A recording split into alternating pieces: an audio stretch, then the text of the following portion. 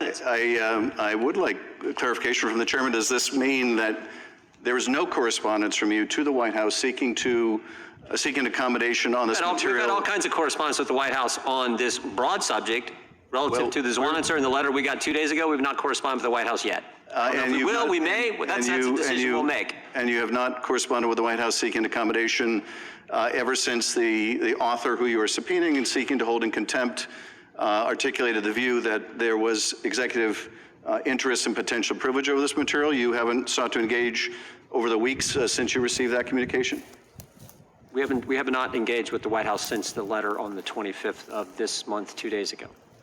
And prior to that time, did you engage the White House in an effort to obtain these materials? All kinds of engagements with our counsel and counsel. I'm talking about the Justice Department and White House with our counsel over the last several months relative to the special counsel this subpoena, Mr. Chairman. Did you engage with the White House at any time in the last several weeks since issuing this subpoena, the one you want to hold this witness in contempt for? Did you ever engage with the White House in an effort to accommodate, an effort to reach an agreement, an effort to prevent this from having to be litigated?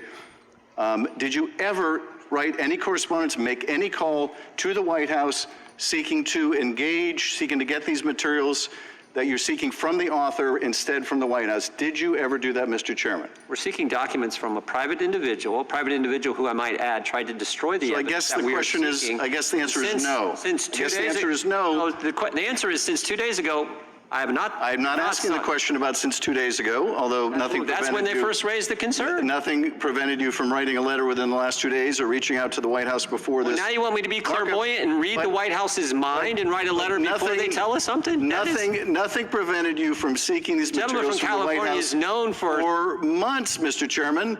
For months. I'm not a mind reader. I thank you for making a very clean record for any court that will look at this. The gentleman from North Carolina said accommodation months ago the White House could have raised the concern, and they didn't. These documents, because your first move, of course, is to go right to contempt. Ironically, of course, for a chairman who was in contempt of his own subpoena. Point of order, Mr. Chairman. We're still waiting for you to testify and meet the obligations of your own subpoena, Mr. Chairman.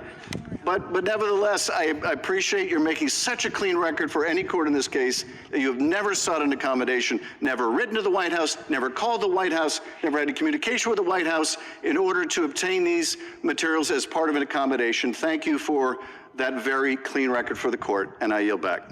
Gentleman yields back. Who seeks recognition?